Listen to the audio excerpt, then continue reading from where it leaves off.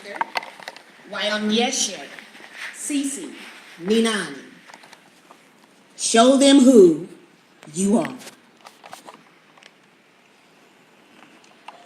So there are many misconceptions, many myths, many misunderstandings about African-centered education. So as I start this evening, I'm going to educate you about African-centered education. What is African-centered education? During the early 1970s, scholars, parents, and educators began a campaign for schooling experiences that were culturally affirming for Black children. This community of concerned individuals vested their energy and support in schools that subscribed to a worldview and ideology of education that focused on enriching the holistic development of children. The product of these efforts is known as the African-Centered School Movement. The National Association of Educational Progress, NAEP, or NAEP, in its quest to measure academic achievement, has reported differences between the 4th and 8th grade scores of Black students and those of white students. Those results showed that on average, white students had higher scores in reading and mathematics. Clearly, some education scholars focus their discussion on differences between Black and white students. However, others maintain that the difference is actually between the current level of performance of Black students and their potential for holistic excellence. Proponents of this argument suggested that Black students should not be tracked towards the traditionally accepted benchmark for success. Instead, they should be immersed in an educational environment that supports their holistic development, which inevitably tracks them towards excellence in character, spirit, and intellect. Moreover, to awaken the natural genius of Black children, researchers, parents, and educators have supported an effort known as the African-Centered Education Movement. African-centered education enables students to look at the world with Africa as a center. It encompasses not only those instructional and curricular approaches that result in a shift in the student's worldview, but it engenders a reorientation of their values and actions as well. It involves more than mere textbooks, excessive assessments, and other curricular materials. It encompasses a supportive, understanding, and encouraging school climate. It demands, I said it demands, that children be viewed as educable, that children be viewed as educable and as descendants of a long line of scholars. The African-centered movement wanted educational, culturally salient experiences that they believe would produce academic excellence. Accordingly, advocates and leaders in African-centered schools adhere to an African worldview that entails proclaiming that all phenomena are interrelated, interdependent, and interconnected to the whole. When operating from an African reality, the self is extended to children yet to be born, all living Africans, the living, the dead, ancestors, community of spirits, and the one God, Creator. These components offer a lens from which an individual can negotiate and navigate through life. Furthermore, within the African worldview, people and communities adopt an orientation that attends to purposeful living and engagement. Heavy emphasis is placed on using emotional intelligence as a vehicle through life. Among the key elements of African reality is the ideological premise, which is rooted in the concepts of Ma'at. Ma'at is a group of cardinal principles derived from ancient Kemet, the original name of Egypt. Kemet means land of the blacks. Kemet, in case you didn't know, is in Africa. These principles acknowledge that one is an extension to the divine and inevitably a spark of the divine. These virtues are truth, justice, harmony, balance, order, reciprocity, and propriety. One of the things that we highly stress at this school is order. These virtues are the essence and foundation of all experiences and engagement in an African-centered school. Therefore, persons working in those schools or in these types of schools believe that children are divine beings who bring with them gifts and talents from the Creator and ancestors. One thing that we often state here is that wherever there are children, that is sacred ground.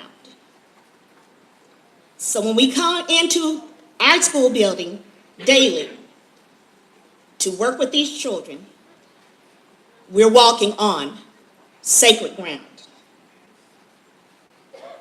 It is the moral obligation of children to therefore use these gifts and knowledge to uplift the community and family and strive towards being excellent. To help children internalize their role and moral obligation, African-centered schools infuse the principles of the Nguzo Saba. We infuse this into our curriculum and into our school ethos. The Nguzo Saba was conceived by Malana Karinga, and it is a system of 7 principles that support the Black community. These principles include Umoja, or unity, Kujichagulia, self-determination, Ujama, or collective work and responsibility. Ujima, collective work or responsibility. Ujama, or cooperative economics. Kuumba, or creativity. Nia, or purpose. And Imani, which is faith. Children are reminded daily of the importance of adhering to these 7 principles as they strive toward displaying honorable character and intellect. The African-centered model has been successfully applied in public school settings as well. The launch and implementation of Chick Elementary School is one example which received national recognition. Chick Elementary was created as a local level effort in Kansas City, Missouri, by parents and educators who rallied for an African-centered school. As a result of their efforts, in 1991, J.S. Chick Elementary became an African-centered school aimed at upholding and honoring the cultural and historical legacy of excellence among African people. A few years later, Sanford B. Ladd was created in the image of Chick Elementary. Both schools were public and used the state curriculum, but supplemented it with an African cultural component that requires students to model the higher order thinking of ancestors from ancient Kemet. For example, teachers took the state standards of education and added mathematical methods of Imhotep and other ancient African scholars to their instructional lessons. The purpose of designing such lessons was to infuse the standards with an African cultural view to make learning more relatable to students. The most recent evolution of the African-centered program in KCPS is the school building in which you sit now, ACCPA. Now, since their early beginnings in the 1970s, African-centered schools have worked toward safeguarding their values and goals. Inevitably, there have been many challenges that threaten the operations of African-centered schools. The first is the challenge of training a teacher and leadership workforce that is dedicated to becoming increasingly more knowledgeable about the nature and importance of culture. I always say here that it takes about 2 years for its teachers who come on board to actually get acclimated to the African-centered concept. After those 2 years, a light goes on, and they're able to grasp it and really begin to implement a cultural approach in their instruction. By that I mean teachers must be well informed about African history and able to instruct in a way that is culturally salient and responsive to Black students. Without a dedicated and knowledgeable teaching staff, and without stable leadership, the essence of an African-centered experience becomes fragmented. Another significant challenge for African-centered schooling is the absence of a complete kindergarten through 12th grade curriculum for teachers to use that would either replace or culturally enhance curricula currently being used in public schools. At this school, annually in the summer, our teachers collaborate, they break down the state standards, they review the lessons that we have already created to support the themes, they revise them if necessary, or they eliminate them and replace them with newer, updated versions.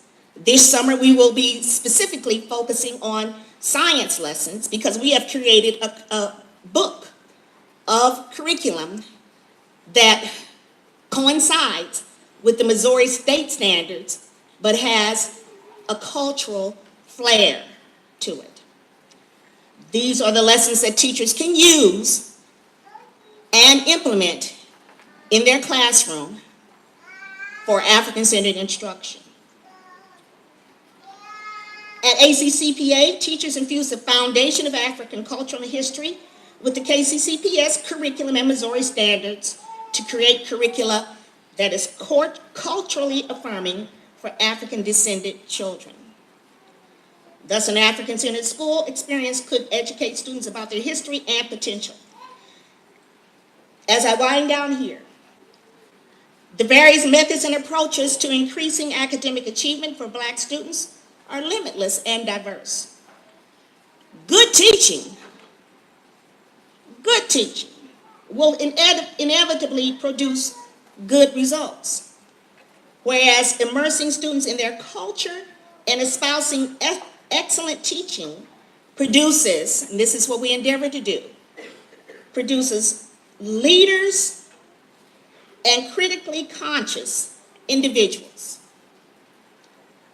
African-centered schooling is rooted in the cultural precepts, ideology, and pedagogy of African reality and is designed to transform the experiences and performances of students to reflect their innate potential for excellence.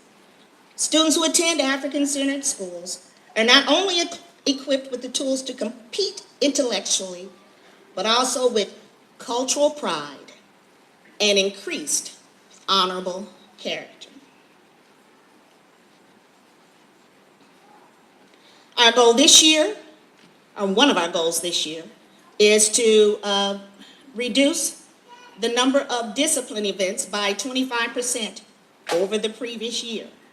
This coincides with the district strategic plan, Pillar A, of a personalized, rigorous, culturally responsive teaching and learning. What we found as students know more about themselves, know more about their own history, know more about their culture, are able to come into a building and see images, pictures, replicas of people who look like them.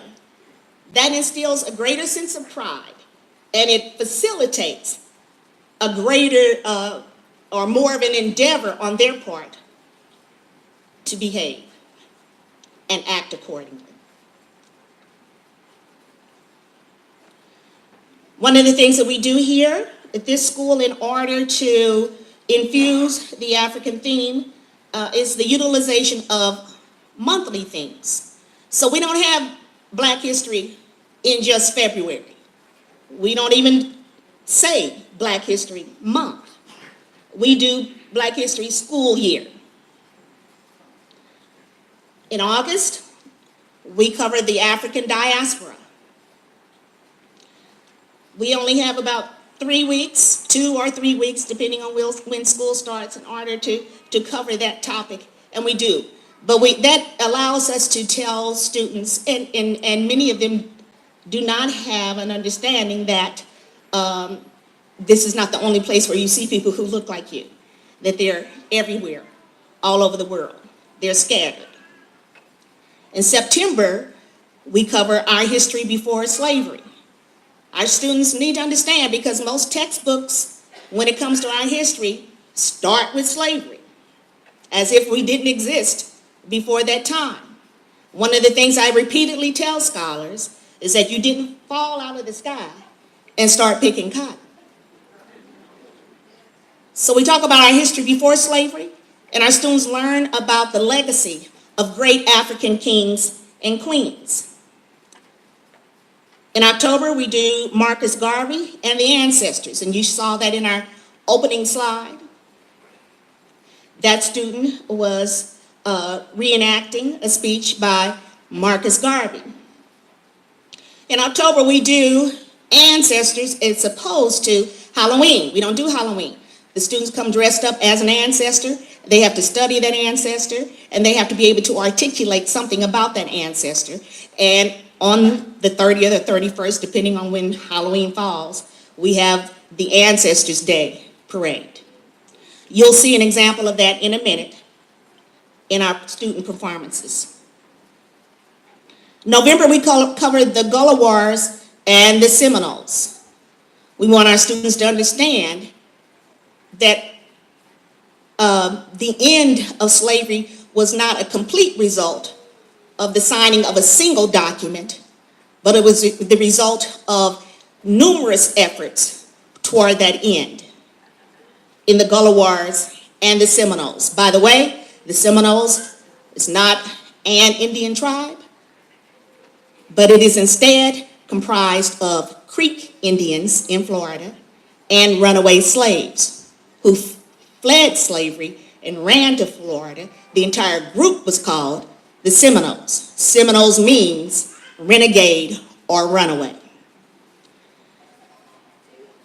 In December, we study Kwanzaa, and every year for the past 4 years, our students have performed at the citywide Kwanzaa celebration. The past 3 years, they have given us license to just do a night all on our own to plan the program and to carry out the program at the citywide Kwanzaa. Next year, or this year in December, if you're not doing anything, come see us at the citywide Kwanzaa at the Gym Theater. January, we covered Dr. Martin Luther King and the Civil Rights Movement. In February, we covered George Washington Carver, Imhotep, and Black scientists and inventors. Because of the snow days, we had to extend our science fair, or our science focus for February. If you have an opportunity, our science projects are still located in the hallway in the front. Our scholars made those projects. Those are their science projects, and we do that annually, and we have done so for the past 5 years. In March, which we are, of course, currently in, we study Black Wall Street, Motown, which was one of the most successful Black-owned businesses, and we do Black entrepreneurship. For the past 5 years, our students have created a modified business plan, and then they place on their doors, you should see, if you want to walk around the school, you should see doors that reflect the business plan that they created.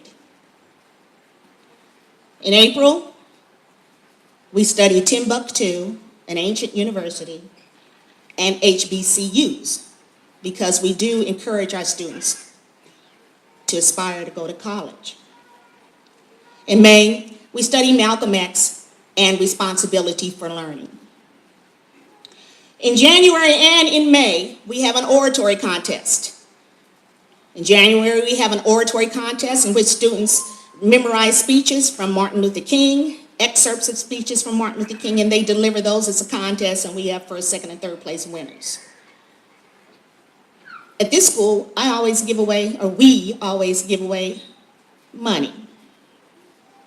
We want students to feel that what they do academically is valuable. In May, we do the same thing. For the science fair, we will do the same thing. We have writing contests every other month, and we do the same thing.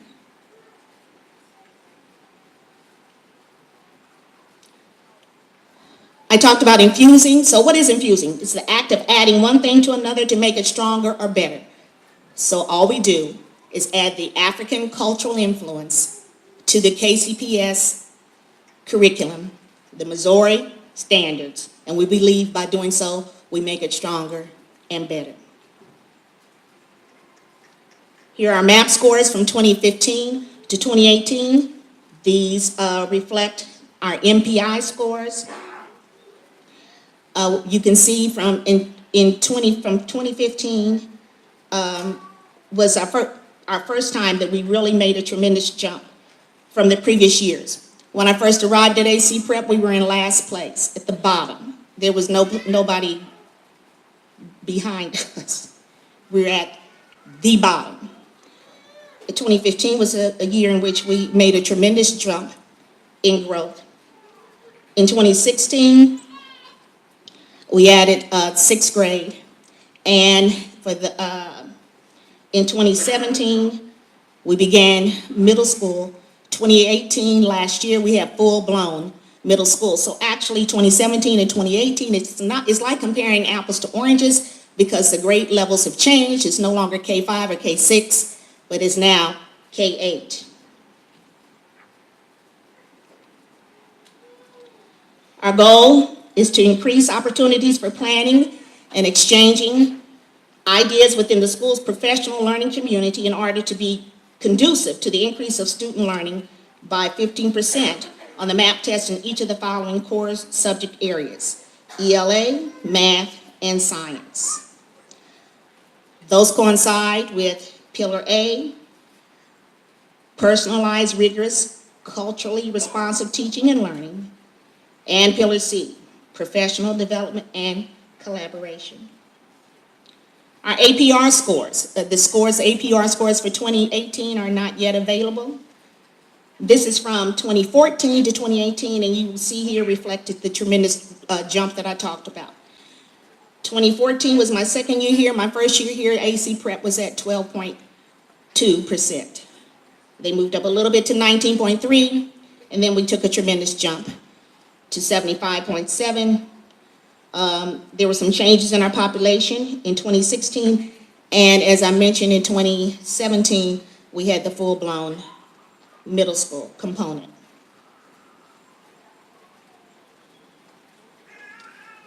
So we endeavor to have our teachers meet on a weekly basis in their PLCs to review data and to create a minimum of 8 formative assessments for ELA and math and 3 for science. This coincides with Pillar D, data-informed, effective, and efficient systems, equitable resources which match resources to data-supported student and staff needs. This is our attendance year to date. Actually, the goal is 91.3. Year to date, we have achieved our goal at 95.93. Part of the reason that we've achieved our goal, you'll even see in December, we still had a significant number of students who came. That's primarily because of all of the unique activities that we do with students. They love the activities that we do. The parents love them. And actually, a lot of the school-wide projects end up being projects that the entire family works on.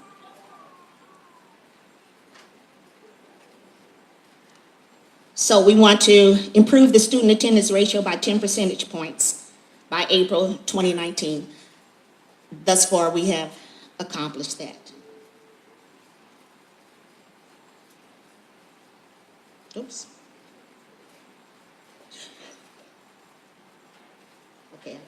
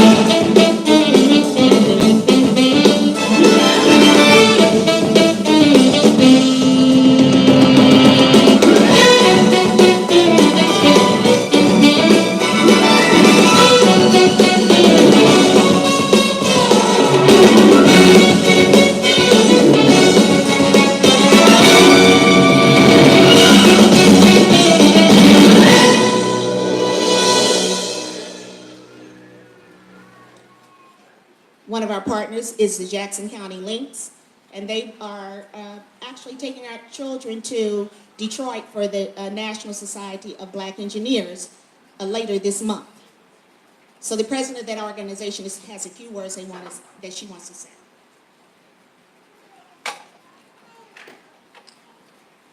Good evening, I'll be brief. My name is Dr. Marion Pearson. I am a Kansas City scientist, inventor, pediatrician, and the proud president of the Jackson County, Missouri chapter of the Lynx Incorporated.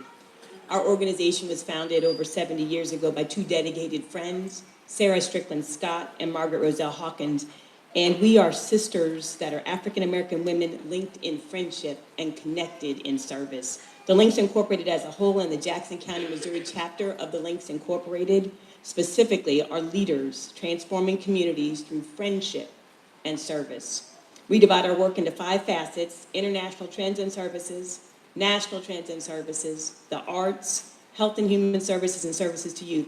And our services to youth co-chairs, Mrs. Phyllis Ragsdale and Dr. Janice Cade, have been incredible facilitators for our work here with ACPA. Nationally, our organization seeks to engage African American women who are community thought leaders, who are also friendship focused. 5 years ago, standing on the shoulders of great leaders and a visionary president, Ms. Stephanie Byers, and a global strategic planning leader from Hallmark Cards, our member, Mrs. Kimberly Newton, we mapped out a plan to go full steam ahead toward literacy at ACPA, and ACPA became our partner. Since then, our programming has been an award-winning pace setter throughout our area and the nation in Linkdom. We've received grants and donations from the likes of General Motors and the National Society of Black Engineers, Burns and McDonald, and Truman Medical Center. We've brought African-American female authors, voting activities, and reading tutorial help to ACPA. And in this, our second year of our NSBE Junior chapter's existence, we are stepping up our programming experience to include a trip to Detroit, Michigan, to the annual NSBE Convention and Robotics and Mathematics competition. We have successfully mapped out a blueprint for other Lynx chapters across the globe to use so they too can engage their communities in this type of STEM-inspiring work.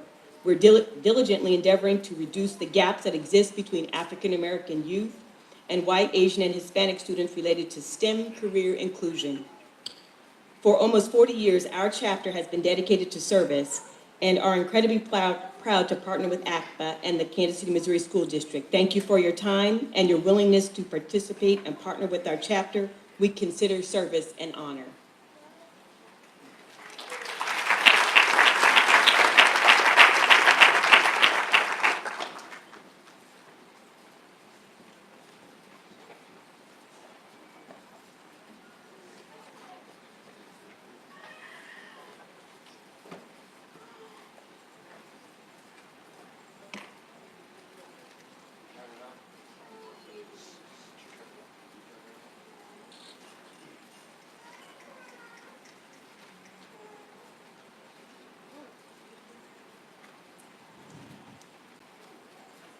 Gather around, fellow slaves. Tonight, I'm going to tell you how we all can be free. Ain't you sick and tired of not being able to read? Ain't you sick and tired of taking our kids? Ain't you sick and tired of taking our lives? Tonight, we take our power back. We don't got to beg for what God gave us. It's already ours.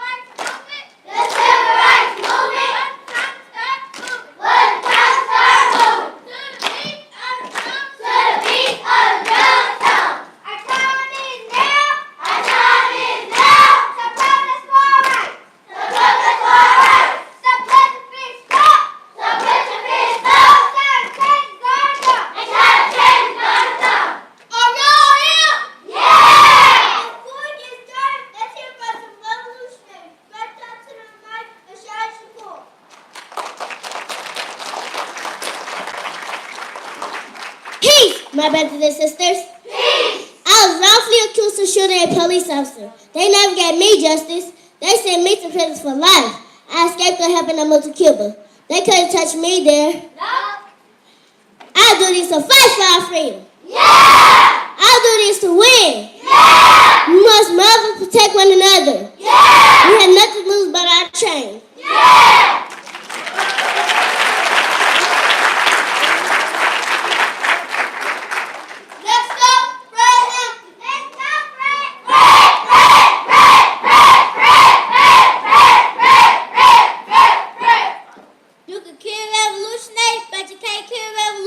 You can jail liberation party, but you can't jail liberation. When we all set a Black Panther party, they can do whatever they want to us. But when I leave, the last words to my lips that I am a revolutionary. We are revolutionaries!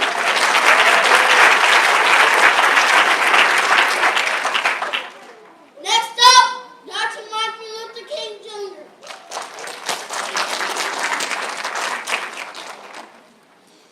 Don't set out to do a good legal job that anybody could do. Don't set out to be a great legal doctor. No. Or a great legal school teacher. No. For if you set out to do that, you have already fucked the matriculation exam into the University of Integration. Set out to a good job, and you do that job so well that the living, the dead, or the unborn couldn't do it any better.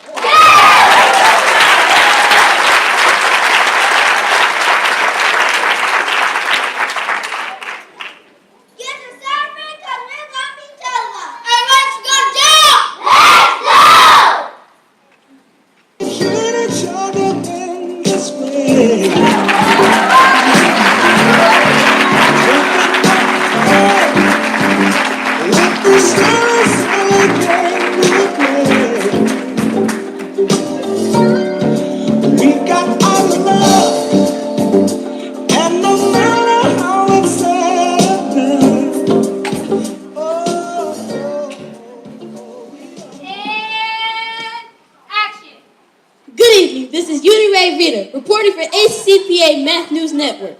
Today we're reporting to you live from Greenwood in Tulsa, Oklahoma. Greenwood was popularly known as America's Black Wall Street.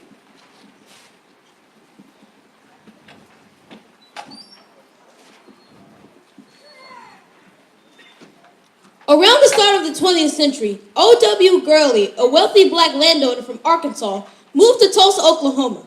He purchased 40 acres at a unit rate of 43,560 square feet per acre. That's 1,742,000 square feet of land. He began the process of building a community of black-owned businesses that would grow to one of the largest commercial centers in the United States. Greenwood was home to 10,000 black residents and 600 businesses. That's an amazing unit rate of one black-owned business for every 17 people. 21 churches, 21 restaurants, 30 grocery stores, 2 movie theaters, 6 private planes, a bank, post office, schools, and libraries made up the fabric of Black Wall Street. Many white residents felt intimidated by the growth and expansion of Black Wall Street. Not only was Greenwood, Tulsa expanding in population growth, but it was also expanding its physical boundaries, which eventually collided with the boundaries of white residents. On May 31st, 1921, mobs of whites attacked black residents and the businesses of the Greenwood district, murdering and burning the businesses. 1,100 of the 10,000 black residents were killed or injured. That's a sad unit rate of one of every 9 black residents. Although their businesses were burned and their lives threatened, the residents of Black Wall Street fought for the survival of their community. Reporting from Black Wall Street in Greenwood, Tulsa, this is Uniray Rita signing out from the ACCPA Math News Network.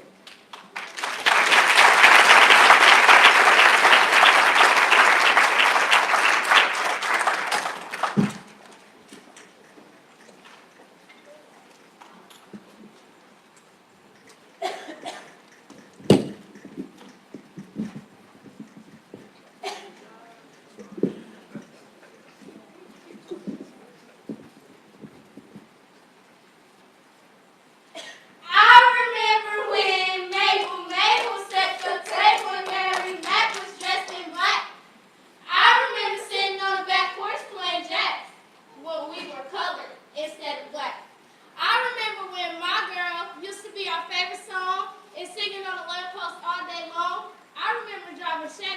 instead of Cadillacs, when we were colored instead of black. I remember before being black and proud, we didn't curse at one another being black and loud. I remember when men knew how to dress, not step even we look a mess, hanging on street corners trying to be cool, thinking we're smart but we don't even go to school, walking around town with our pants to our knees, don't know how to say thank you or please. When we were colored, we were best in our class, non-test scores, we're coming in last. Somewhere along the lines, we got off track from the time we were colored instead of black. Children curse at their parents, parents abuse their kids. Seems like others are progressing and we're on the skids. In our hearts and in our minds, we need to go back to when we were colored instead of black. Now don't get me wrong, being black ain't no shame. But when we were killing each other, who could we blame? We didn't do that in times way back when we were colored instead of black. Now our men are dogs and our women are bees. We have changed our direction 180 degrees. We say we want respect, but tell me please, why we degrade our women on cable TV? Or don't you remember back in the day when your yes meant yes and your no meant no, and being a child was so much fun and colored folks looked out for everyone? Oh, remember when Mabel set the table and Mary Mac was dressed in black And sitting on the back porch playing jacks when we were colored instead of black.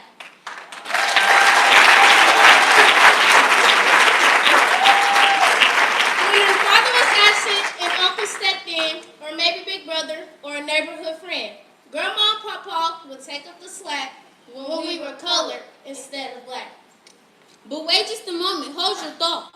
Today, now most of our children are home alone and there is no one to give them instruction, and we ask ourselves, why oh why are we headed for destruction? There isn't much time for family prayer and we can't mention God hardly anywhere, but we pray all the time with the witch on our backs When we were colored instead of black. Oh, remember when Mabel set the table and Mary Mac was dressed in black And sitting on the back porch playing jacks when we were colored instead of black. when we were colored instead of black. When we were colored instead of black.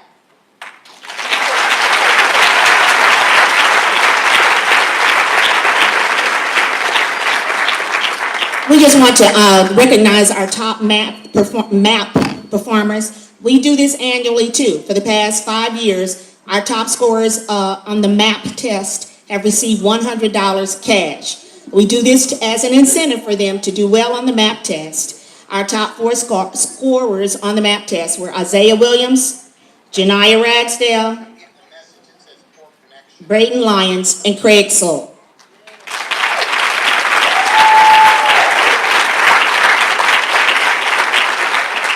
All of us here at ACCPA are excited about what has gone on and what continues to go on in our school.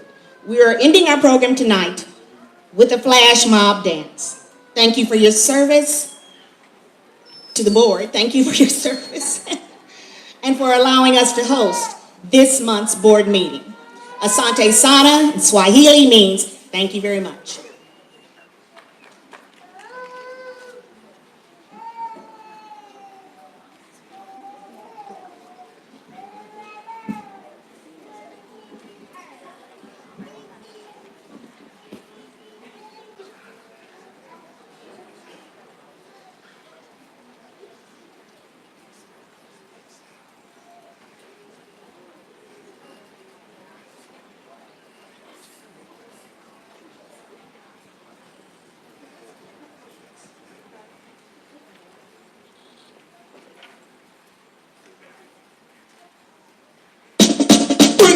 Mama salido,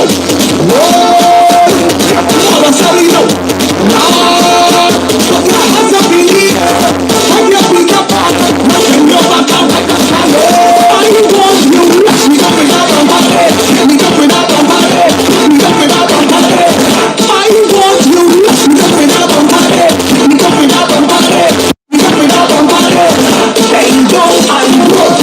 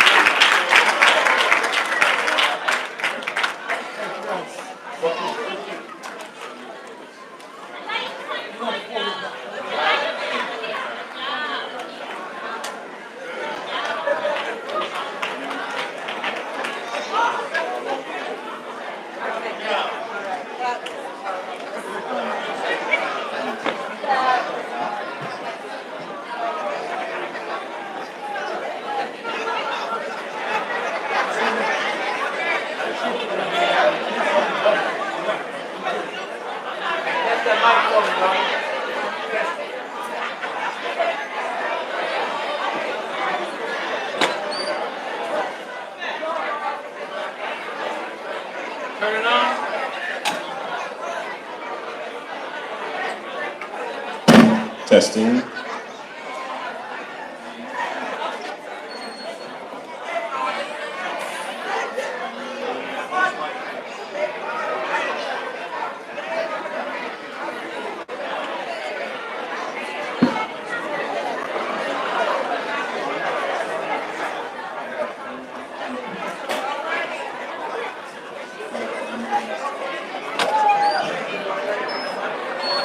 Thank you, everyone. Parents, students, all of you who came out tonight, and your children who performed. We are extremely grateful to all of you, and we are incredibly energized. It's a glorious presentation, and we will be thinking about this all night long. So thank you so much for this warm welcome. We cannot imagine a more joyful way to begin our meeting. So with that, I'm trying to bring my heart rate down and wishing I could dance. The chair recognizes our superintendent, Dr. Mark Bedell, to make our next presentation. Thank you, Madam Chair. At this time, we want to move forward with our scholars, superstars, our terrific teammates, and our community champions. Justin Robinson is at the podium. Madam Chair, you and I will head down so we can take pictures. Good evening. Black History Month at Benjamin Banneker Elementary School decided to celebrate the month in an interactive, fun way by hosting a live Black History Museum. Now the program was open to the community, featured Banneker students along with special guests portraying significant and historic African Americans in an interactive way. Numerous students and parents took time out of their day to showcase how the Civil Rights Movement affected history. The event was an outstanding success thanks to many Banneker students, parents, volunteers, along with school leaders and staff, especially Banneker staff member Ms. Brianna Herron, who drove the effort to organize and direct the event.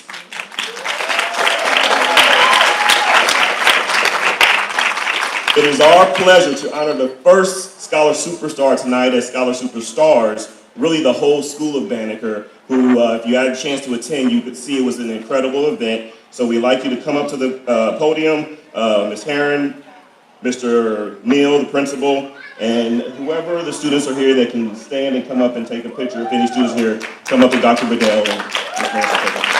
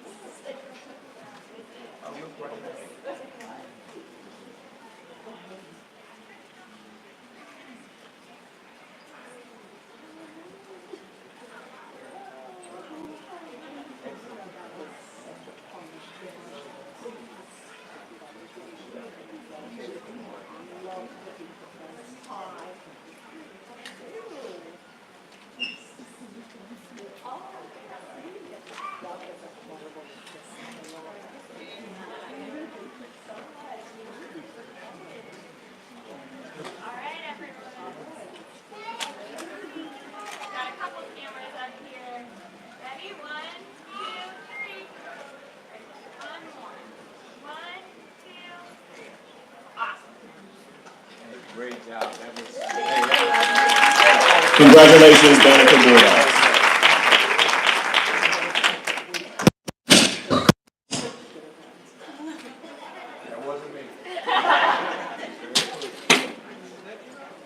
Our next Scholar Superstar. Well, each year, students from all walks of life have the opportunity to participate in the local Script Spelling Bee competitions. The purpose of the Spelling Bee is to help students improve their spelling, increase vocabularies, and develop correct English usage. This year, AC Prep scholar Timothy Hurst successfully competed in the Jackson County Spelling Bee. While he may not have earned a bid to the national stage, we are still very proud and want to recognize Timothy as a Scholar Superstar. Timothy, please come forward. Oh man, okay. So he's a Scholar Superstar and a Dancing Superstar.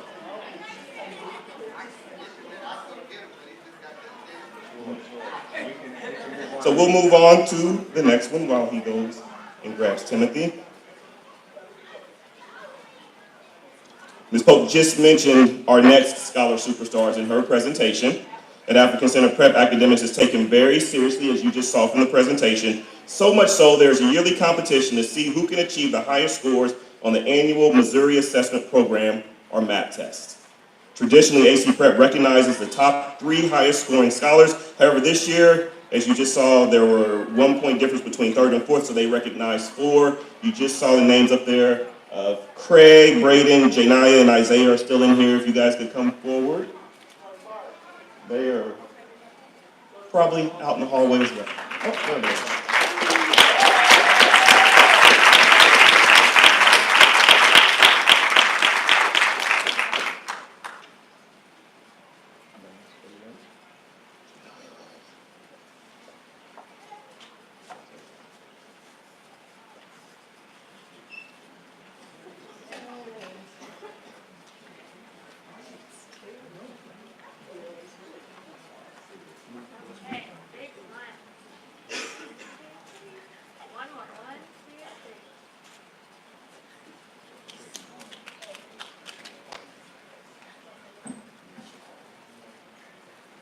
All right, one more round of applause for AC Prep.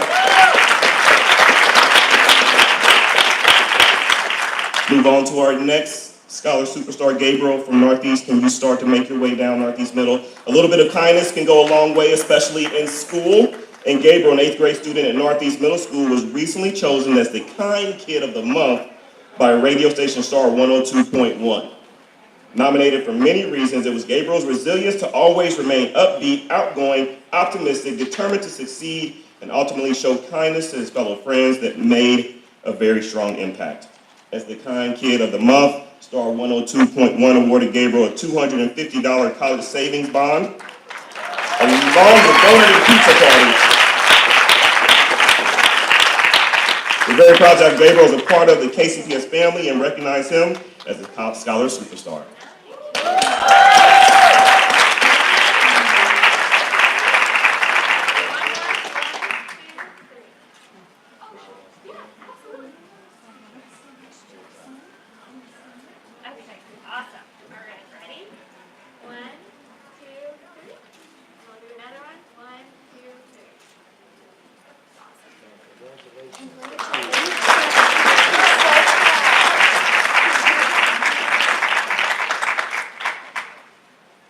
Next, we're moving on to our terrific teammates.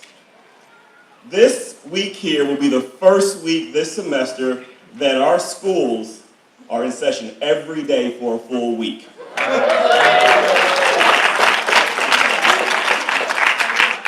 So we all know there was a lot of snow. When that happens, that means there's somebody that has to clean up the snow. There's somebody that has to get up early in the morning and go on the streets to make the phone call to our CFO and to our superintendent and say, hey, it's not safe out here for our kids. So that is our operations and facilities department that goes out 3, 2, 3, 4 o'clock in the morning on those days when we know we have inclement weather coming and go on the streets and say, is it safe or not? And so today we want to recognize those departments. Now there's too many people to come out here because again, you're talking about custodial operations and that's hundreds of people. So we're recognizing right now Mr. Rodney Llewellyn, Dr. Larry Engelbrick, and Lizelle. Can you guys please come forward? And whoever is here who's a part of their teams, please stand up. If you're still here, a part of their team, please stand up and be recognized.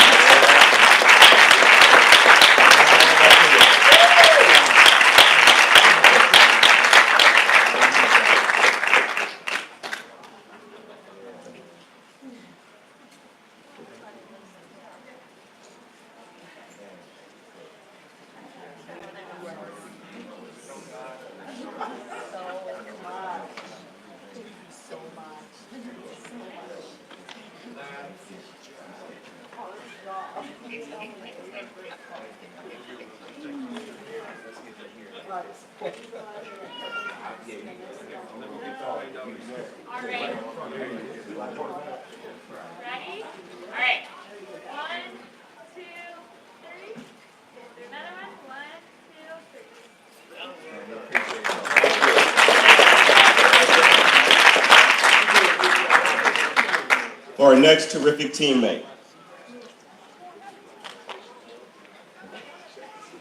For our next terrific teammate, in public education, even though funding is provided through taxes, sometimes there's extra money needed to support some of the needs that we have in our school district. Nonprofit grant writing is a skill that requires effective communication and practice, but if done well, has a dramatic positive impact on an organization's funding for years at a time. And as we go through the budget season, as we look to what we want to do in the future, we look at what money is being brought in through grants, and we have a grant writer, Ms. Barbara Wright, who joined our team about a year or so ago since Dr. Bedell has come here, and we've seen the impact of what can happen when we apply for grants and we get into how much it can affect our students. So our next terrific teammate we want to recognize is Ms. Barbara Grant, our district grant, or Barbara Wright, our district grant writer.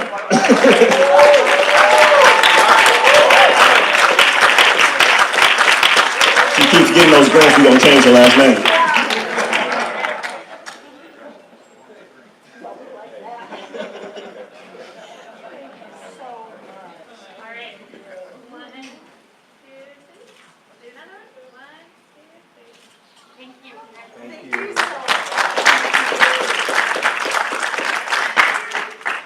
And our next terrific teammate in the same vein, in 2012, the Kansas City Public Schools Education Foundation was established to promote quality education in KCPS. The goal is to provide supplemental funds to teachers and schools for programs that are typically not funded by the school district. Well, thanks to an unwavering diligence of Director Nicole Collier-White, this past year the foundation has been successful funding 30+ instructional grants, in addition to developing the payroll deduction program and establishing the new Alumni as Advocates program. In addition, the foundation has received over $1 million in multi-year commitments from across the Kansas City community, continuing the ability to support our teachers and students within the classroom. It's our honor to recognize Nicole as another terrific teammate.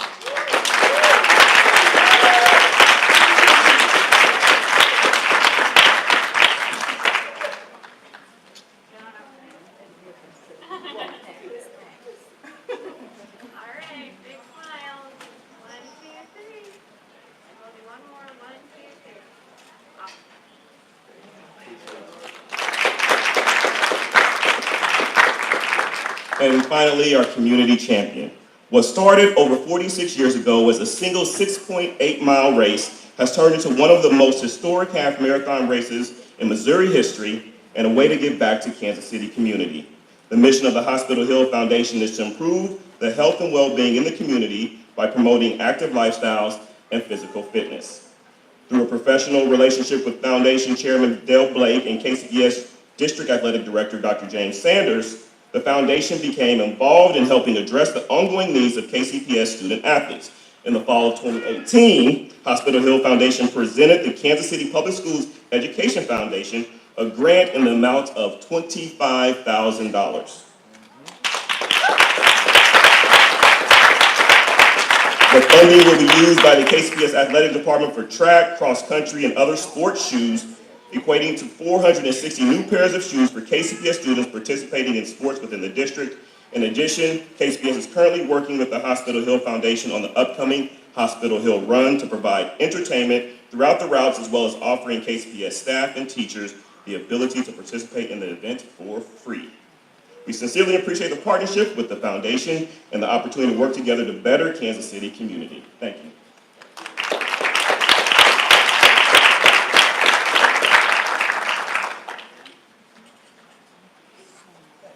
And that concludes our superintendent's recognitions. Oh.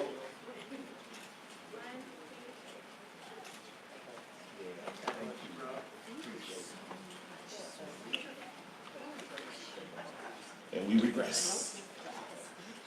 Mr. Timothy Hurst, please come forward.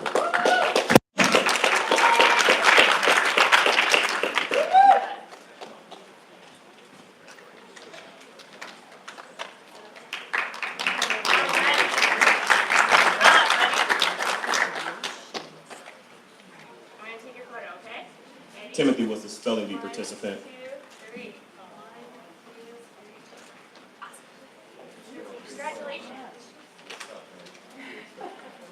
We now conclude the superintendent's recognitions. Thank you.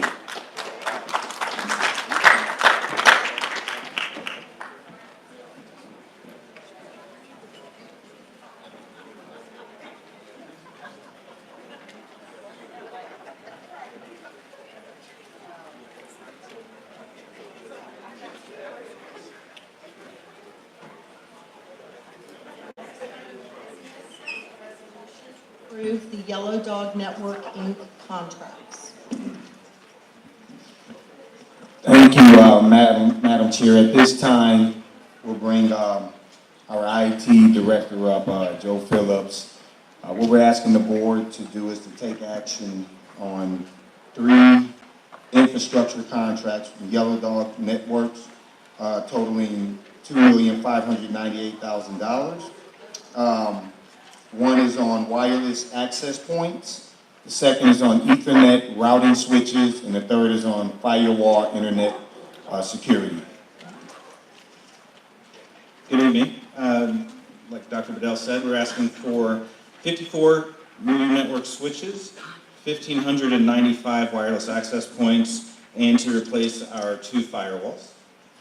So the reason that we need to do this is to stay in compliance with Board Policy 4.1.2 and to maintain industry standards and to keep up with best practices. So to do that, we need to maintain our network equipment and our firewalls in good working condition. Additionally, we need to make sure that they are staying under the industry maximum of 5 years old. And if we are not able to replace this equipment, we're likely to have some information security issues, additional network lag and degradation, Wi-Fi lag and degradation, and student content filtering issues. So these 3 requests are E-rate eligible, and we are expecting reimbursement from E-rate for these items. We're not yet sure exactly how much that's going to be, however, it can be up to 85% of the total cost. Are there any questions for my colleagues? Okay.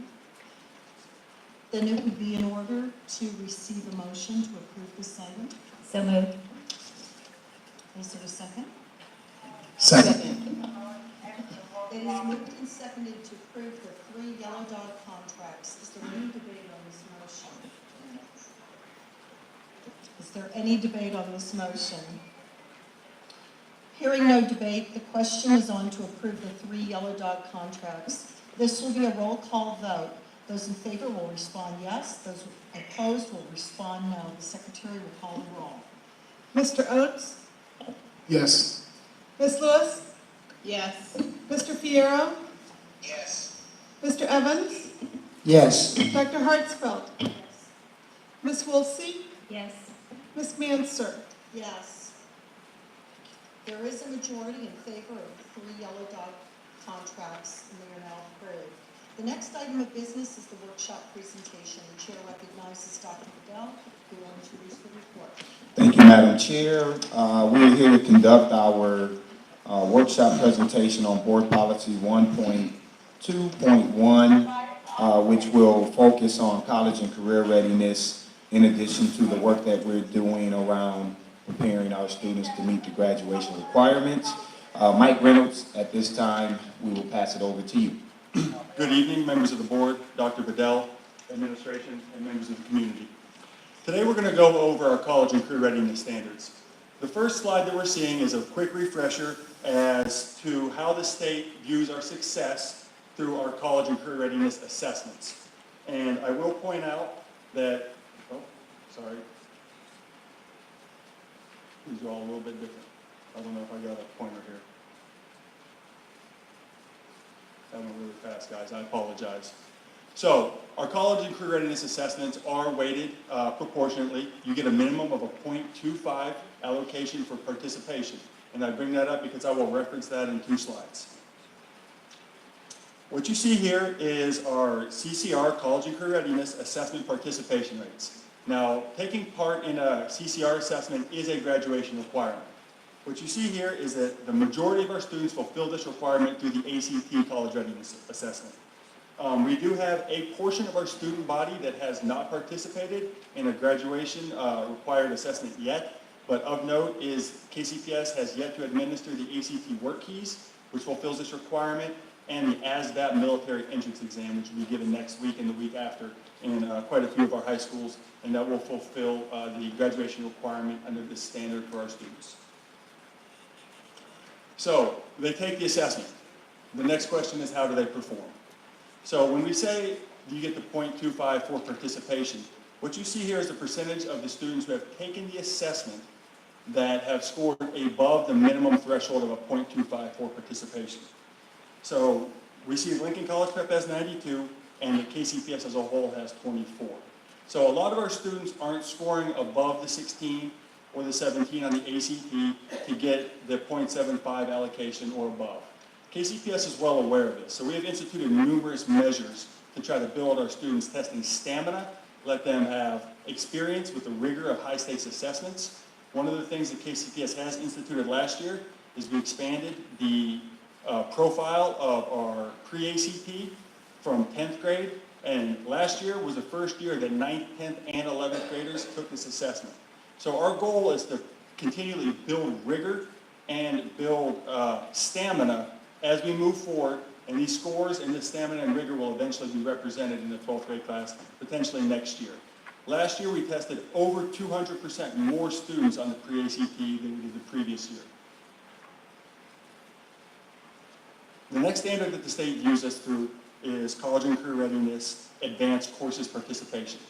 Now, we have our Advanced Placement courses, our International Baccalaureate courses, Project Lead the Way courses, Industry Recognized Credentials, or TSAs, Technical Skills Attainment, and our dual credit and dual enrollment opportunities.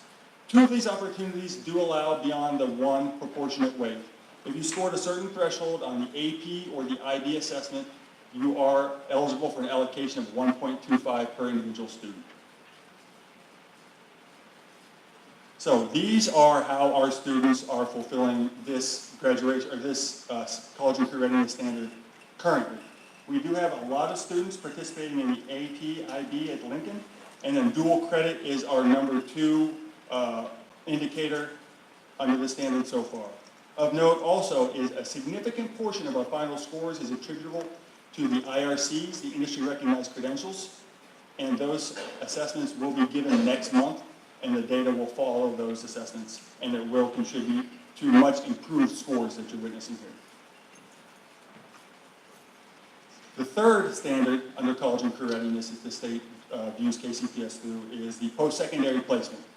Kansas City Public Schools has continually and historically surpassed the 90% threshold for positive placements of our graduates, and did so again for last year. Our 3-year average will maintain above a 90% threshold. KCPS will receive 10 out of 10 points on the APR for next year for this assessment standard. And we are very proud of continually surpassing the Missouri 2020 expectation for standard 3.56.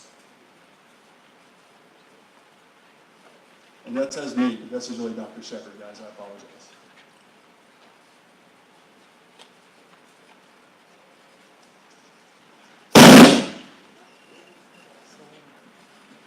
Sorry.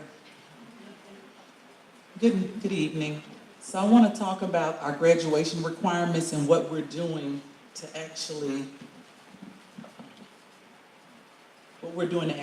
make sure that our children cross the stage college and career ready. And I put "and" in there purposely because a lot of times we think college or career ready, but we want our students in KCPS to be college and career ready. So looking here, we have the graduation requirements. All students have to get 24 credits in order to graduate from Kansas City Public Schools. And when you look down here, you see that they are required to take 7 elective credits. Those 7 elective credits are what we're going to talk about tonight because those are the credits that we want to use in order to help them to be college and career ready. We know that in all of the core classes, we offer AP and IB and dual credit in those classes. However, when we look at those elective classes, we want our students to actually take some of our career and technology education courses in order to be industry certified. Here is our flow chart, and we have the graduation requirements, which we just looked at, which are 24 credits. The first thing is every kid needs to get at least 6 credits per school year in order to get the 24 credits at the end of their high school career. So we ask the question, is the student getting the 6 credits each year? If the student is not, then we have what's called a SOAR lab. SOAR is actually a credit recovery lab. And what happens is we are looking, that is the lab that we use to actually catch students who are behind their cohort. And we call a cohort a group of students that are together for 4 years. So if you begin high school in 2016, then you are in cohort 2020 because in 4 years you are supposed to graduate. If you are in cohort 2017, you would be cohort 20. If you start high school in 2017, you would be in cohort 2021. It's 4 years from the date that you actually start high school. So our goal in order to get our students to graduate in 4 years is for them to never get behind. And when they do get behind, we quickly put measures in place to catch them. And that is what the SOAR lab does. If a student is in 9th grade and they're supposed to have 7 credits by the end of the year, and let's say they have 4, then we use our SOAR lab to pull students in so that they can recover those credits, and by the time they go to 10th grade, they will actually have at least 6 credits in order to be classified as a 10th grader. And once we get them on track, then they can access our career and technology education pathways. If that student never gets off track, then they're able to access those career and technology pathways without the SOAR lab. And our goal is once they access the career and technology pathways that they're able to graduate with the industry certification or work keys certification. And so those are 2 things I think that Dr. Bedell has articulated that are goals for this system, that every student will graduate with some type of industry credential. And also looking at the career pathways, I do want to say that in the past, we have not had all career pathways at all schools. That is something that we're working on for the school year 2019-20. What happened in the past is that we had career and technology education courses at the schools. However, we didn't have a broad array of them, so the students were not able to access the courses at Manual because they didn't have the prerequisites. So what we're doing now is we're actually putting enough career and technology classes. That means some schools may have to share, but we're putting enough so that the students can actually have access to all of those courses so that when they become 11th graders, they can go through any of those pathways that we have at Manual, and ultimately they can graduate industry credentialed. Then we look at advanced placement in IB. Those are pathways that we have for students. We want all of our students our goal is for all of our students to eventually take at least one AP course. We know that what the research states about advanced placement courses, and it is our goal that all of our students are able to take that, because we know that the more of those that they take, then the more college ready they are. And so we can get every student to at least take one, then we feel like we will be getting them college ready. Then we have the Seal of Biliteracy as a pathway. And the early and middle college is a pathway. And then we also have more options for our students who are at risk of dropping out. Project graduation updates. When we look at our graduation rates, our goal is to get all of our students to graduate in 4 years. Right now, we are currently working with our high schools on making sure that all of their students have what they need so that we can get as many of them to walk across the stage as possible. This is our current graduation status. When you look at this, some of the numbers are lower than others. However, know that this is a right now percentage. This does not mean that this is the percentage that they will have in April. We are working with the students every day. We have all types of community resources in addition to the resources that you have placed inside of our schools that are working with these students so that they can graduate on time. Here are some of the examples of the interventions that we have. When we look at Central Academy of Excellence, they have the SOAR Lab, and I think the SOAR Lab is is showing itself to be a great resource for all of our high schools. And then they have incentive plans in place, and I'm not going to read all of those because I know that you can, but if you have any questions about them, I'm more than happy to answer those. Then looking at interventions for East, they have appropriate grade level placement, ICAP for our English language learner students, attendance specialists, home visits, career pathways and advisory courses, and then their counselors are actually meeting with their Tier 2 and Tier 3 students, and those are students who are at risk for not graduating. Looking at Northeast High School, they are also using their SOAR Lab as a great resource in order to get students to graduate, their parent conferences, and then we look at the case management referrals to Mattie Rose and CIS. Those are programs that are providing to be a great resource for our students for social emotional support and any other support that they may need besides the academic support in order to get them across the stage. Southeast High School actually has a SOAR Lab, and they actually have a wonderful tracker that they use to get students through the SOAR Lab, the monthly senior class meetings, and then they have parent letters that they're sending with their seniors, and a lot of parent contact to make sure that parents understand where their students are at each point of the way. Paseo Academy, again, is using SOAR Lab tracking, and then they actually have progress grade tracking for classes where students know exactly each week where they are grade-wise. And Lincoln actually is addressing seniors in need of in danger of not graduating through individual meetings. And then they have weekly DNF reports that target seniors.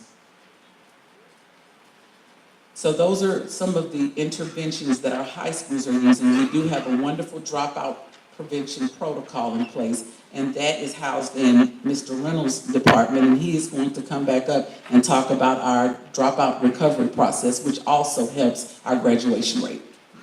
Thank you, Dr.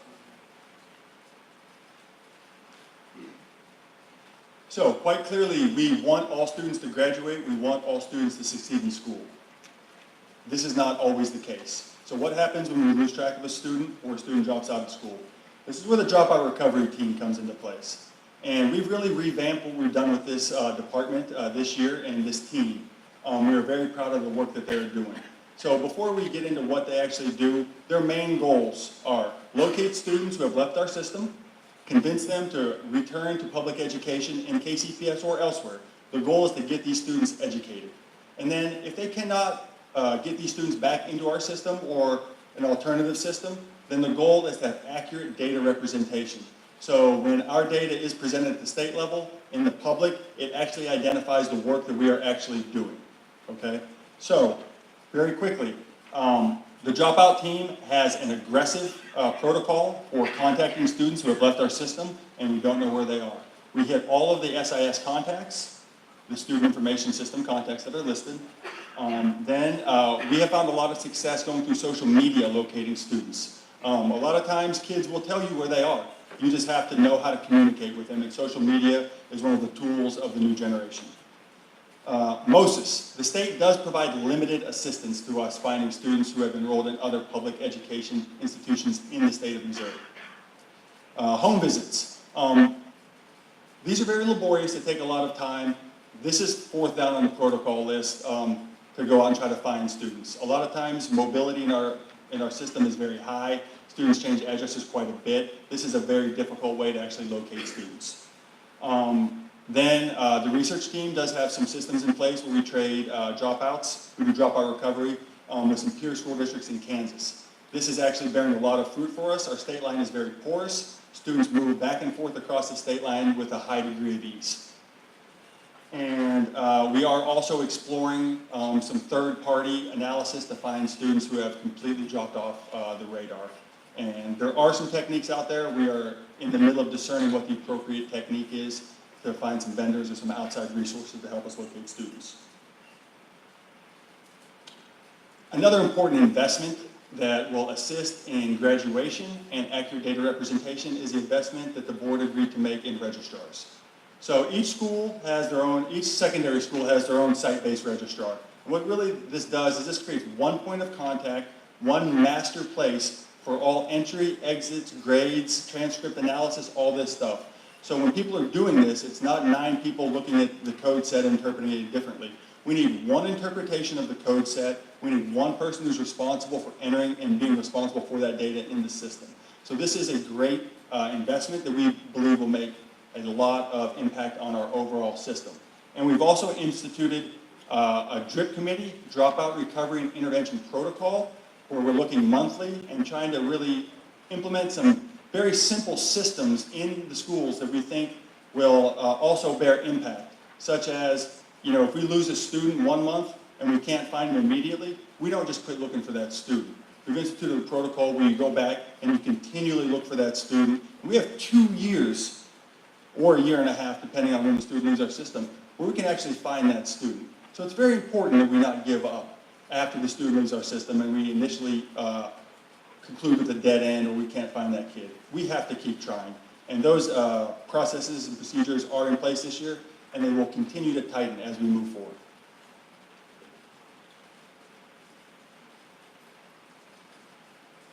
Okay, thank you, Mr. Reynolds and Dr. Shepard. We'll take questions. Matt Oates.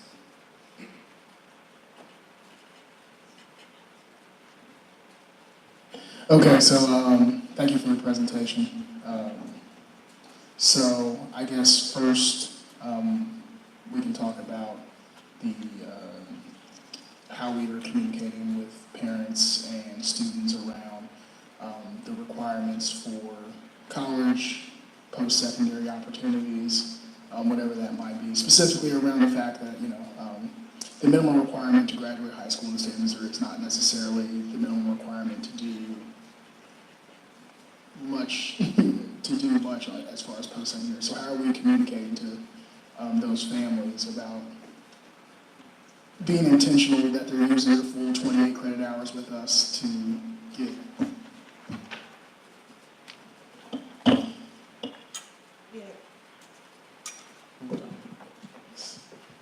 We actually have college and career advisors in all of our schools. We have a partnership with MU where we have people who are there to provide assistance with FAFSA or the financial aid forms, to provide them with any type of resources that they need in order to matriculate into a university or a college.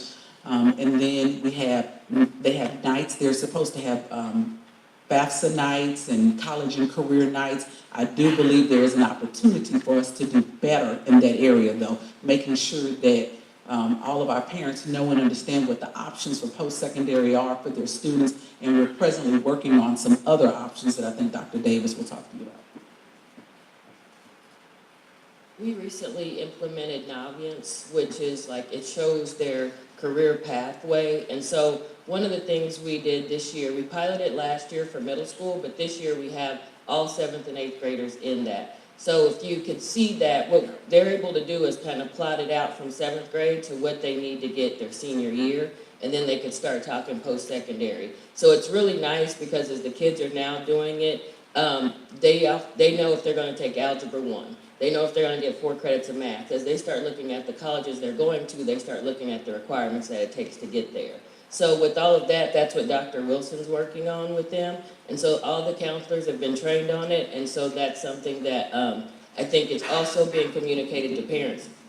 It has a parent portal, I know because I get mine, but it has a parent portal that communicates things to the parents. So when Dr. Wilson and the counselors meet with the parent, they can show them their whole 7-year plan. Yeah, and I think that's really crucial, especially for, some populations we serve, they maybe did not attend college or some post-secondary opportunities, and so being sure that we are being proactive on that front. I know on the master plan, or excuse me, not master plan, strategic plan last year, scorecard, we have a bullet point about the amount of students who are completing that plan.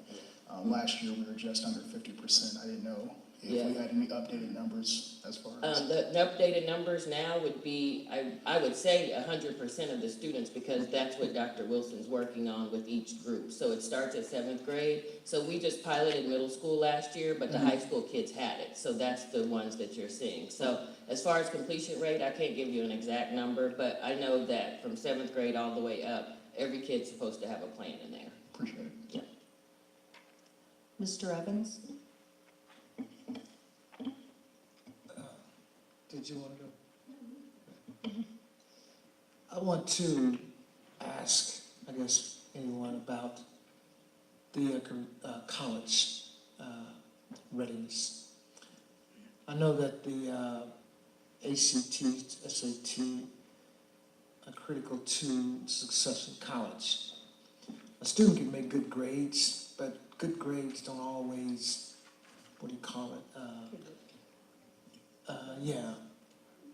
match up to the ACT score, okay? It seems like those scores kind of remain stagnant, and I know that there is help in the schools, like classes. What are we doing to, well, since we can't do what I've heard on television lately, with those rich kids opportunity. What do we do to help our kids feel comfortable about going to college by increasing that ACT score? So one of the additions that we're making is to have an ACT prep class in each school. So by doing that, that's going to be able to, and then with the data that we already have from ELA, math, science, and social studies, just using that to build upon where their deficits are. And then with Dr. Bedell coming in and wanting the 9th graders to assess, now we have data to work with. So we can look at that and identify where the kids' gaps are and work with those pieces. So that's one thing that I think is going to be powerful, is having that class in every high school. I will also make mention of the fact that when you look at Lincoln senior scores, and we know that Lincoln is a school where you have to hit a certain standard just to be admitted into the school. But when we talk about equity, right, one of the things I learned when I first started here was the only 9th graders that were taking the pre-ACT were students who were at Lincoln. They took it in the 9th grade, 10th grade, 11th grade. So ultimately, for our students that are in all of the other schools, not having access to even get the exposure, to understand what the rigor looks like, to understand what the stamina that you will need in order to be successful on it when you take it in the spring of your junior year, wasn't even available.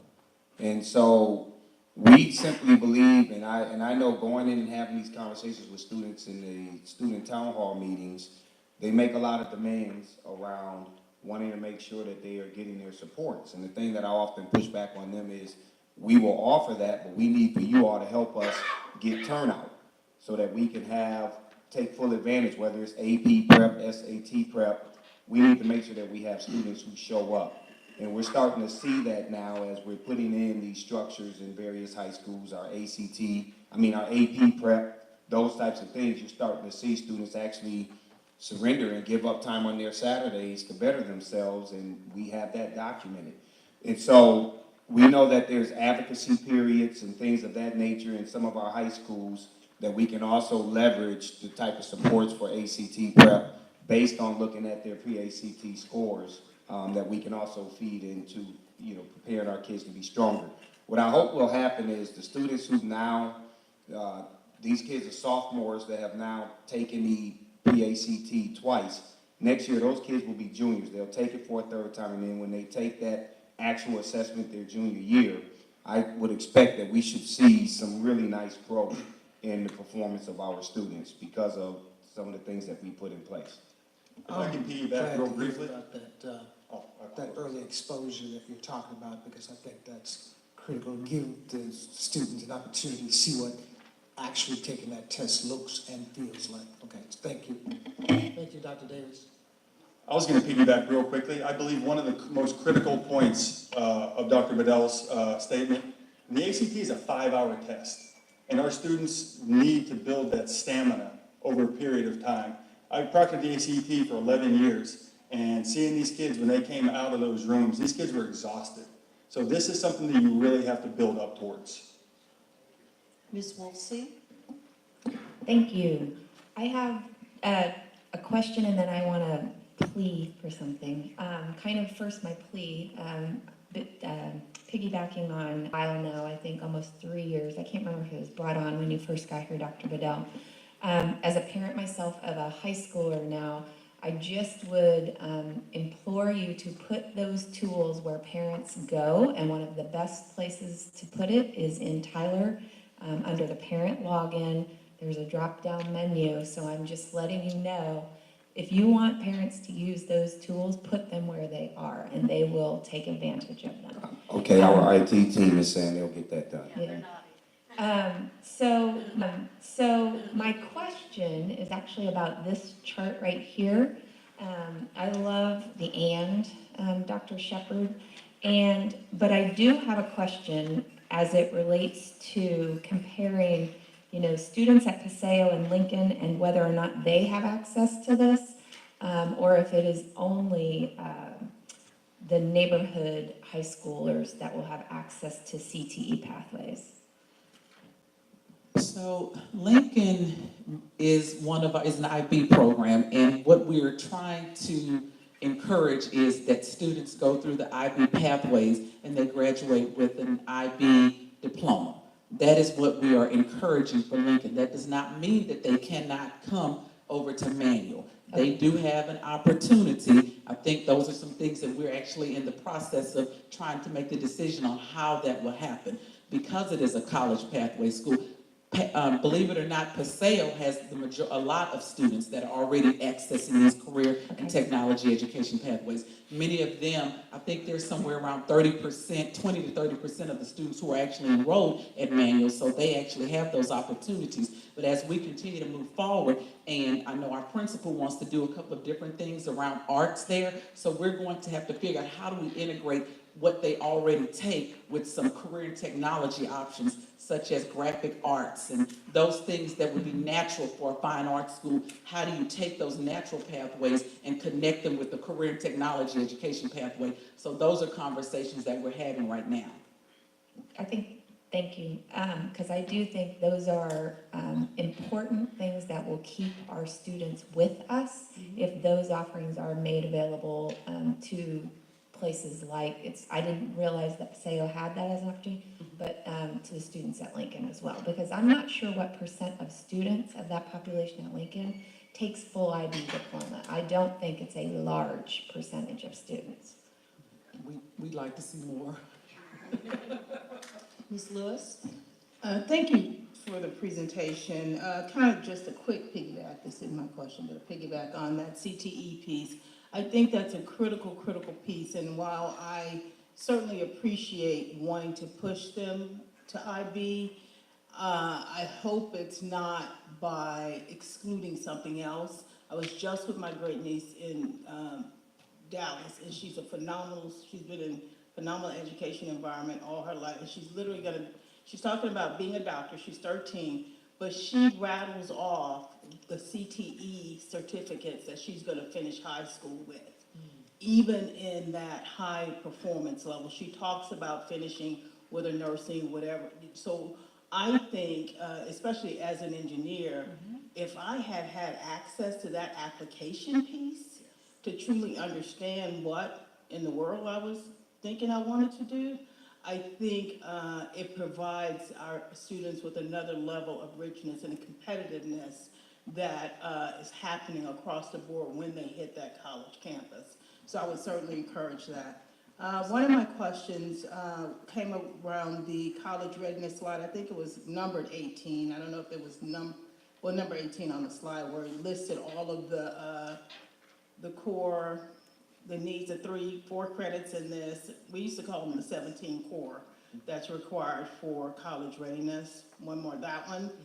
What I didn't see was 2 years of foreign language. And is that mixed in electives?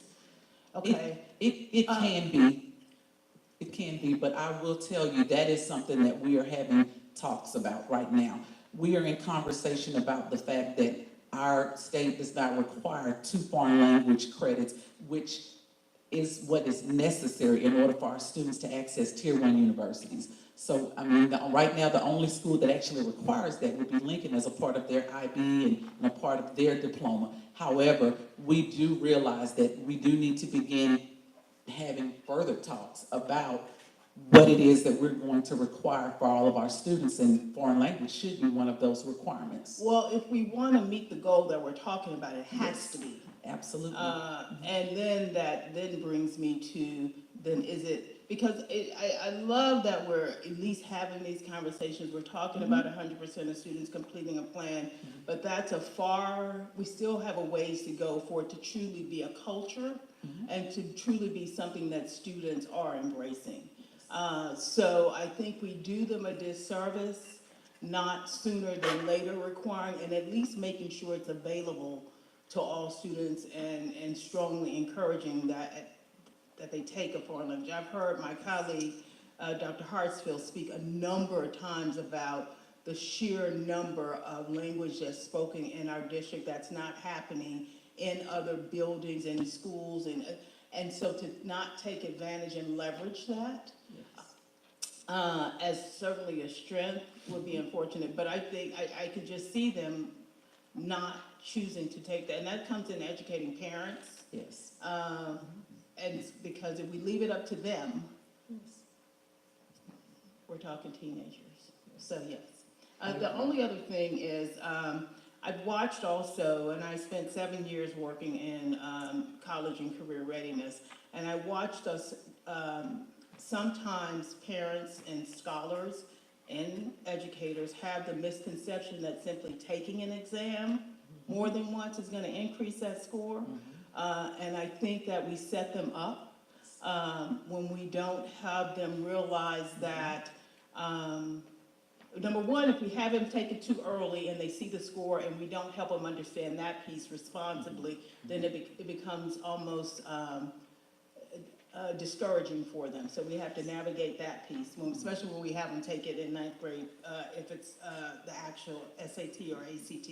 The other piece is that certainly I definitely appreciate the importance of building that rigor and stamina, because you can be, just traumatized by that 5 hours if you're not ready for it.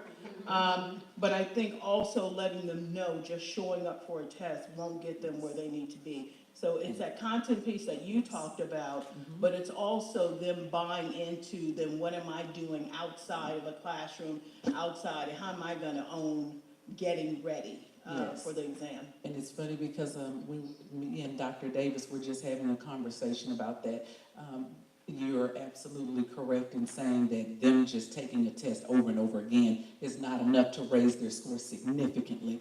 The rigor that is associated with Tier 1 instruction has to happen. And that's one of the reasons why we're adding AP courses and it's AP for all. We don't gatekeep. We don't make kids have certain requirements in order to get in these AP classes. We encourage all students to get in those AP courses because they're taught at a higher level of rigor, and that rigor that increases your ability to critically think is what will ultimately result in those increased scores. And so one of the things that as we think about being a college and career ready district, we have to think about the college ready, and we have to make sure that all of our Tier 1 instruction is rigorous enough so that a student can go to college and be prepared for college. There's one thing being college bound, but there's another being college prepared, and that is truly what we have to focus on. How do we get our students to be college ready? And one last thought on that, because I think the way we're approaching it now is a little different than what I was used to and what I understood AP. I don't even think I took any AP courses, I don't know. But if we're going to do that, then we need to shift what a student thinks AP and who it's for. Because I think rigor needs to exist across the board. And even if they never take an AP course, that they should experience the rigor that prepares them for college. Now, they may not get into certain colleges, but they will certainly be able to be prepared. So I guess I'm a little, when I hear AP for all, I'm not sure I agree that AP is right for all. Like honors courses isn't right for all. I think, but all students, because I think if a student gets in an AP course, we can do them more disservice if they weren't prepared to perform at that level.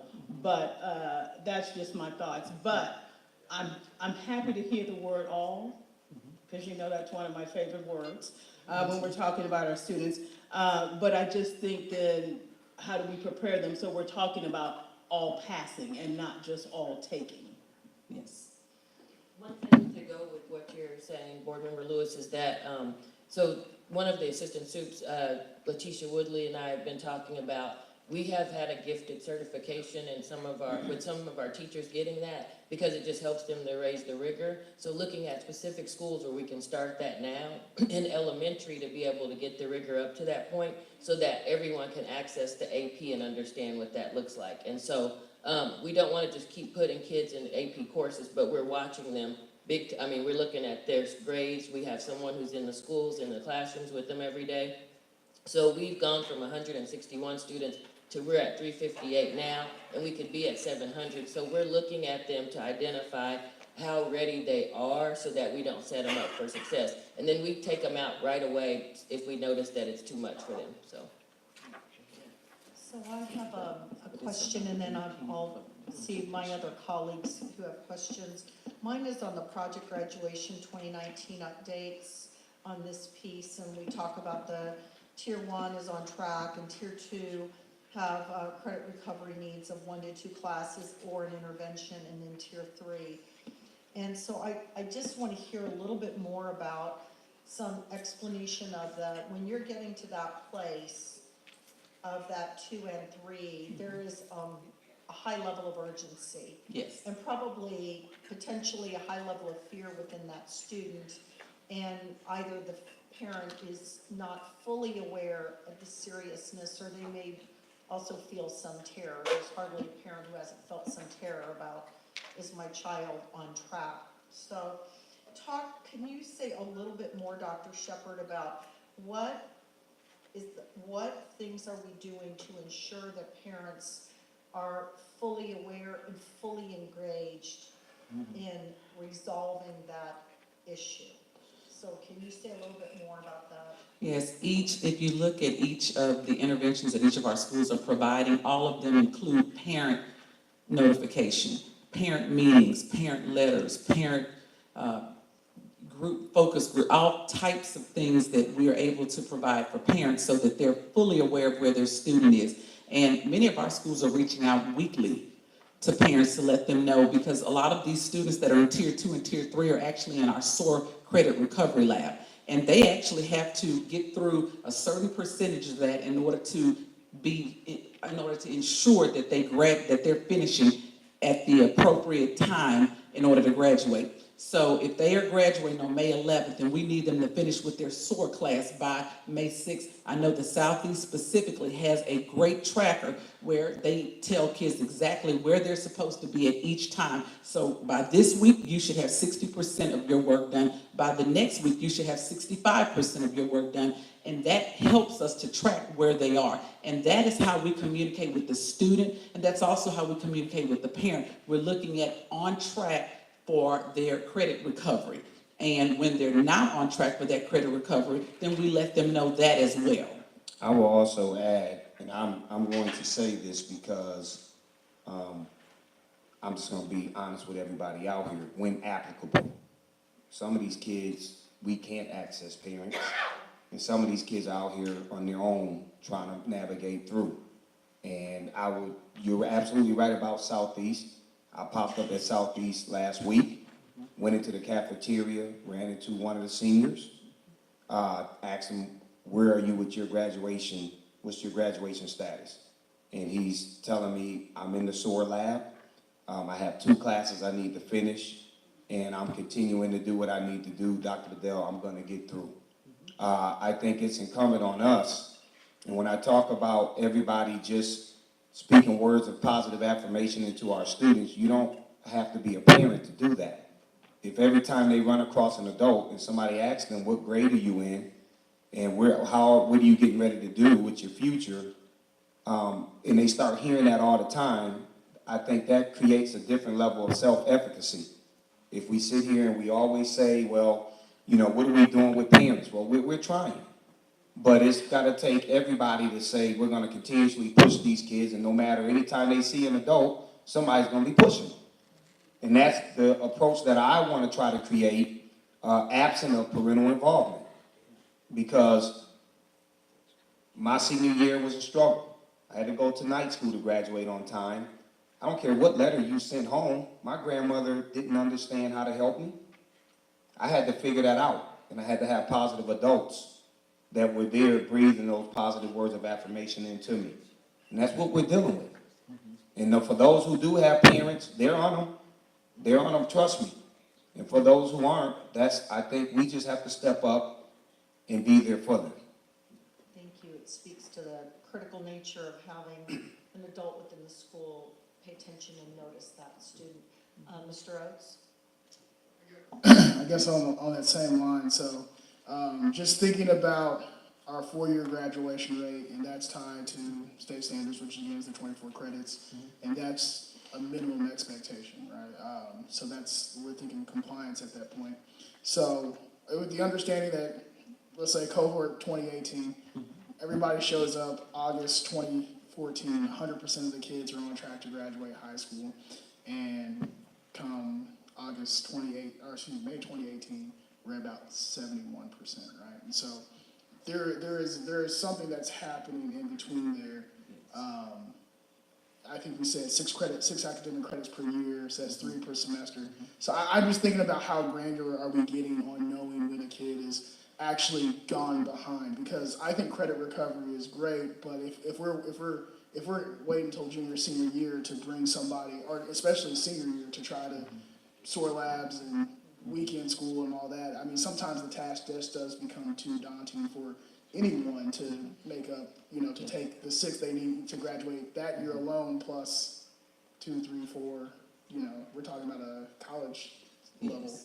Yes, and what we do is we combine efforts. So you have Mike's team, we have a new protocol in place that Mike was able to talk to you about, so that when students are not coming to school, then we actually go find them immediately. Because what we've had is, in the past, we've not known what cohort a student was assigned to. Because when the student came to us, there was nothing in Tyler, there was nothing anywhere that would tell us this child started with Kansas City Public Schools in 2018.